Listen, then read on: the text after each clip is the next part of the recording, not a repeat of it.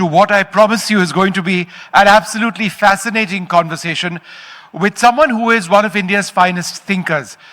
He straddles several spheres in his studies, in his work, in his writings, in what he talks about. He talks about India's civilization. He talks about India's presence. He talks about India's strategic interests and India's interests and our independence, I should say.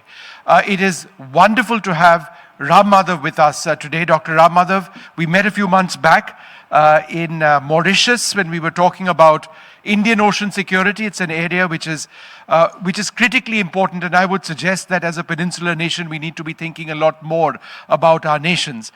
I ask you this question because the oceans are now central to India's energy security, and there's a huge crisis taking place in West Asia. It's a crisis where we now see Indian sailors being hit by American attacks.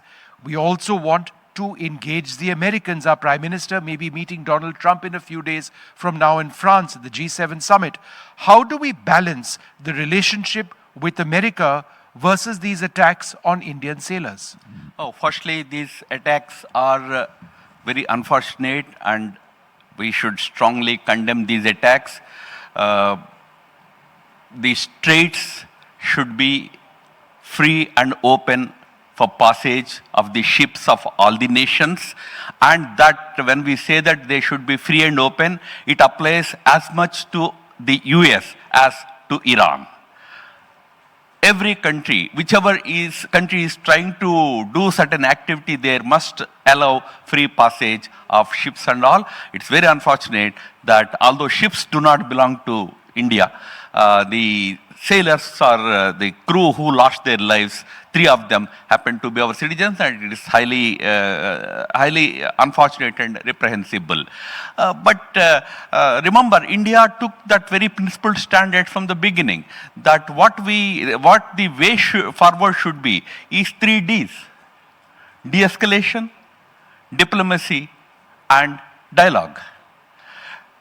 India wants the situation in Iran and in the Strait of Hormuz to be addressed through only these 3 ways. Today, things are not happening along these 3 lines. They are happening through coercive measures. Those coercive measures are leading to such unfortunate incidents like that, the one that in fact, 3 of our vessels have been attacked in which Indian sailors were there. This has to stop and this has to change. How do we therefore look at our strategic equation with the United States? Because on the one hand, you've got this particular scenario. On the other hand, there is a massive technology investment which is taking place between India and America, a massive defense cooperation between India and America. But over the last 1 year, there have been so many differences when it comes to sanctions, when it comes to delays in the trade deal, which is eventually going through. So it's opportunities and yet challenges is how I would look at it. How would you look at it? No, Government of India has conveyed its you call it anger or its disapproval in strongest terms to the CDA of the Through US. The demarche. Demarche was issued by a very high senior official of our ministry. So these incidents and India's disapproval has been conveyed to our friends in the US. So they must take note of India's unhappiness and anger over these things. Yes, at the same time, there is a broader engagement between our 2 countries. We have to also ensure that that relationship continues. This is a kind of balance that countries have to always maintain. Ram Madhavji, the flip side, of course, is that India has so many partners. And I think that is really the benchmark of Indian foreign policy is our independence. In as much as America is important and in as much as we face challenges presently, could you tell us about the significance of India's relations with Russia, for starters? We follow what is called the plurilateral alignment policy, multi-alignment policy, you can call it. Within that framework, for example, Prime Minister is later this week he's traveling to Europe to attend G7 summit. G7 is an important partner for us, but G7 most of the countries in G7 do not see eye to eye with Russia today. But for us, G7 is important, but so is Russia, so is Iran, so are many other countries in the world. So we follow that plurilateral principle. We want to uphold the strategic autonomy to pursue that plurilateral approach. In that, our relationship with countries like Russia plays a very significant role. Now, since we were talking about the Middle East crisis, Middle East crisis has put so much pressure on energy supply lines, not just of India, of many countries, but India also has been at the receiving end. Because we used to import a lot of CNG, natural gas from Qatar. We used to import from Iraq, and from, of course, Iran and other countries. That has stopped. So for some time we faced some pressure. But luckily, number one, we had reserves of 90 days. We were able to absorb some shocks. But within that 90 days period, we turned to countries like Russia. Today, we import almost 40% of our crude imports happen from Russia. Takes slightly longer time. They take about 35 to 40 days to reach India. Nevertheless, today we have that country supporting us at the time of impending shortage of fuels. Remember, trade is like water. If one channel is closed, the water will find another way to reach. So it is now coming from Russia. It was supposed to come from probably Egypt. It's coming from Russia. In that sense, Russia has been a trusted friend, reliable friend. And we have been able to maintain that relationship as far as energy at least is concerned, and also defense relationship is concerned. Madhavji, the other, this is interesting because this entire crisis has thrown up certain opportunities as well. As you know, the United Arab Emirates is out of OPEC right now. Our Prime Minister was there some time back, a few weeks back, where India has managed to secure a deal with the United Arab Emirates, which will ensure that India's strategic reserves of oil will be almost doubled. It could be even more than doubled. Again, reaching out to countries in the Persian Gulf region, the GCC nations, has been something this government has worked at very importantly. This particular deal with the UAE will help secure us, I would suggest, if there is ever another crisis like this. How important is that? No, definitely very important. And as you rightly said, in the last decade or so, Prime Minister Modi invested heavily in strengthening our ties with the countries in the Middle Eastern region. Especially countries like UAE, countries like Saudi Arabia, even countries like Qatar have become good friends of India, partly because India was ready to stand up and take that position of strategic autonomy on issues. So they saw in India a country which has courage to stand up for what it believes to be right for it and for the larger world. So they have enormous respect for India. That's the reason why today we have been able to clinch important deals with many countries. And the UAE deal you talked about, which allows us to have more reserve capacity rather, is an important deal for us. Today, our strategic reserves have now got enhanced by another at least 10%. So, as I said, I have today, if I have 90 days of strategic reserves in India, UAE is ready to support me for another 10 to 20 days.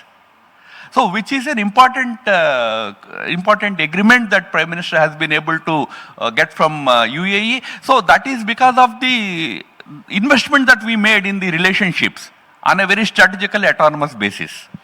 Madhavji, China, glass half empty or glass half full? Yeah, both are the same. You call it half empty or half full, it is same. But with China, it's a dynamic situation.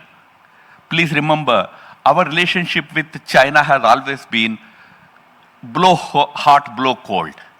We have had very difficult phases.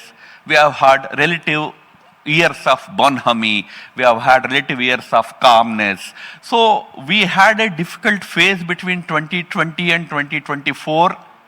But in 2024, one very important agreement has been reached wherein the Chinese side has agreed to vacate most of the eight, points of stalemate between our two countries along the Indo-Tibetan border in Ladakh. After that, steadily, there is a little improvement in our relationship. Today, there is hope that we will be able to maintain peace along the border. We will respect each other's, sentiments, each other's feelings, and understand each other's position on various issues. So today, I would say the situation is slightly in an improved situation than what it was probably a couple of years ago. I hope that this kind of a steady and balanced relationship continues for years to come.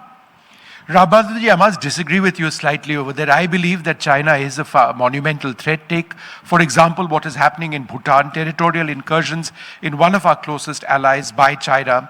The fact some would suggest that all of the 8 zones or 9 zones in Ladakh, the demilitarized zones which have been created, are demilitarized zones which lie partly on our territory. In other words, that we've had to move away from areas which we believe is ours. Every now and again, there are these statements made about Arunachal Pradesh, which is 120% Indian by the Chinese. So the boundary issue, it just seems to be something which is always on the boil. How can we pursue a relationship unless this is resolved? We must not forget that boundary issue is not something that we have faced in 2020 or 2025. This is one issue we have been facing for last almost more than 6 decades. We have had a live border dispute with China. It cannot be denied. In that sense, that poses a strategic challenge to India. We have to be always guarded when dealing with China, especially on the border question. But remember also that pending the border issue, India and China have such big trade relationship, which is amounting to $140 billion. You know, if you exclude services sector, US is no longer the first trade partner of India, it is China. Yeah. The largest trade partner, minus services sector, will be China. It's another matter. Even that is not a very happy scenario for India, because what is happening is out of 140 billion, almost 120 billion is what we import. That means the trade deficit is close to, beyond $100 billion is the trade deficit between our two countries, which is not a very happy scenario. We should be able to invest or export more and all that. But they developed a strong trade relationship between our two countries. Because of that, we have certain amount of engagement between our two countries. That's what I was referring to when I said a little stabilization has happened. Because what happened was during that 4-year period after Doklam, after Galwan, 2020, we completely shunned any kind of engagement for 4 years. Trade still continued, but all other engagements were almost frozen. That has now been relaxed a little bit. Our trade and other engagements are slowly improving. But I totally take your point.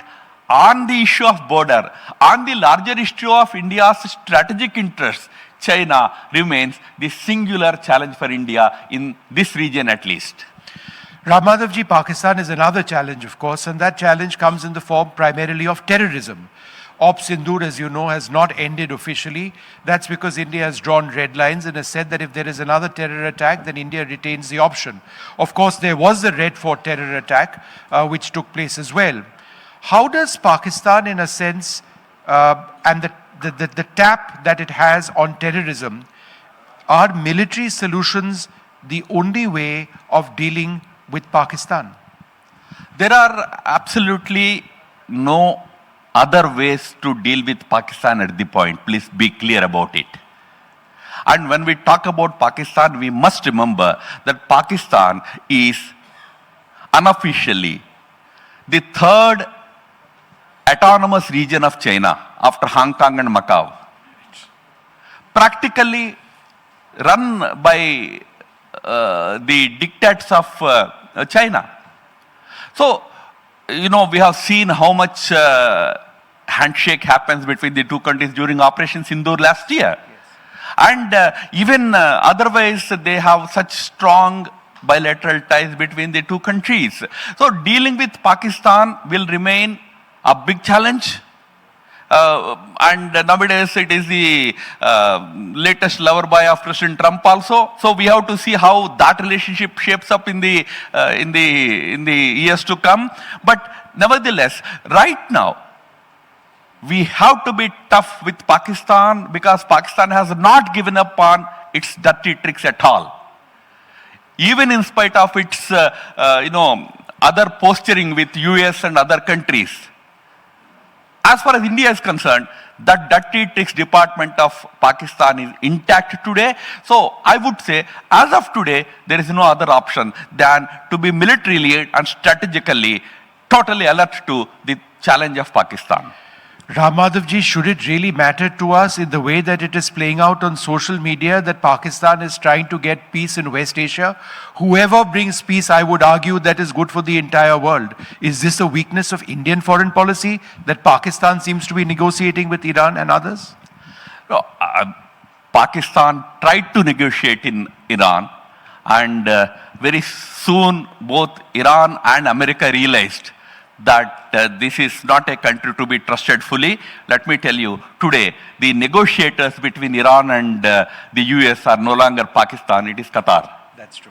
Qataris are doing the midwifing of between the two countries. So Pakistan tried to play that role, it's over. If anybody has any illusions that Pakistan is a peace-loving country, at least as far as India is concerned, one should remember this,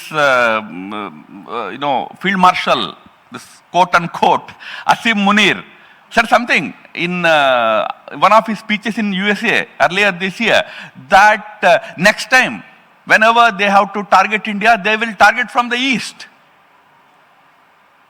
What does he mean by east?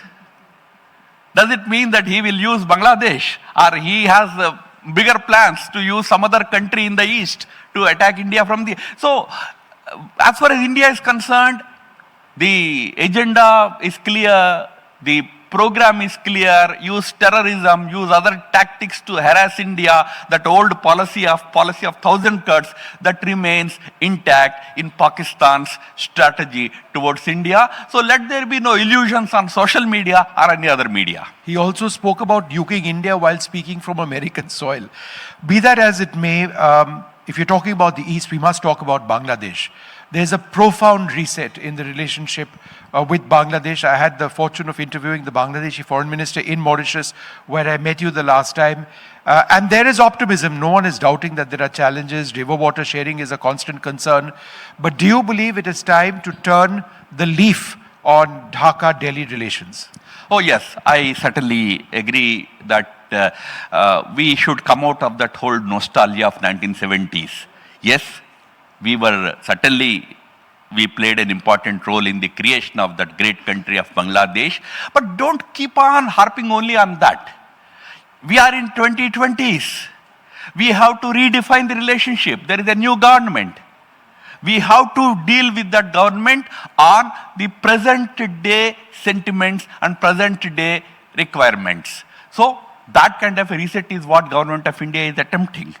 And the foreign minister was in India before, as you rightly said, before he came to Mauritius for that important Indian Ocean conference. He was in India, he had a bilateral discussion with our foreign minister, and between them they decided to re-evaluate the relationship and take measures to ensure that it remains smooth. And I'm quite confident, but Bangladesh, irrespective of the regime changes and all that, will never do anything to the detriment of India. That's my hope. And I'm sure that those in Bangladesh share this sentiment that I expressed, that they won't allow Bangladesh ever to be doing anything that is detrimental to interests of India. Madhavji, in 2001, I was among the first journalists to be on the outskirts of Kabul when the Al-Qaeda and the Taliban were defeated in Kabul. And there seems so much hope, the rights of women, democracy, a new parliament, a voting system, which India actually, the Election Commission of India assisted Afghanistan in. And then it all toppled, and the Taliban are back in power now. India has a foreign policy where we are now engaging with the Taliban.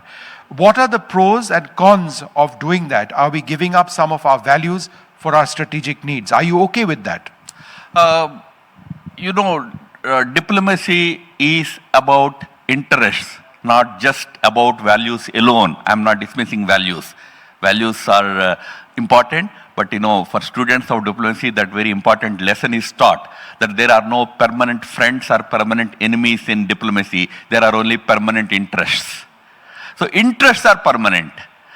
You have to deal with the different types of leaders. You remember, we dealt with starred generals in our neighborhood. We dealt with Musharraf. You remember, we called him to Agra. That time also this discussion happened. Should we call him? He was the guy, who was responsible for Kargil and all that. But once he became the president, you have to engage with him. So when regimes come in neighborhood or in countries, we have to engage with them. The present regime in Afghanistan, yes, it is a Taliban regime, but there appears to be some change in the attitude as far as relations with other countries is concerned. I'm not commenting on their domestic politics. There can be any number of commentaries about what they are doing within their country, but as far as relations with countries like India are concerned, the current leadership of Afghanistan appears to be wanting to have good relations with India, and India is responding accordingly. And remember, we still don't have full-fledged mission there. No, we don't. Perhaps we will soon. Madhavji, you've written about the civilizational links of India, and that we need to be looking at India's foreign policy through the prism of history and civilization. How does this actually play out in effect in the Indian Ocean region? Oh, very important as far as Indian Ocean region is concerned. Remember, Indian Ocean region is a natural region. When I say this, because I'm saying it in the context of other regions, like when you talk about Indo-Pacific, or nowadays the new phrase is Indo-Mediterranean. These are strategic constructs. We are constructing a particular proposition that suits our strategic interest. Whereas Indian Ocean is not just a strategic region, it's a natural region. In the Indian Ocean, with almost all the countries, India has had very long civilizational relationship.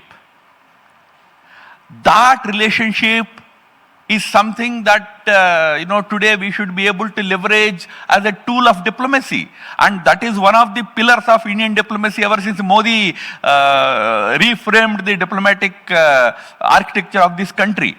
Modi introduced a 5-pillar foreign policy.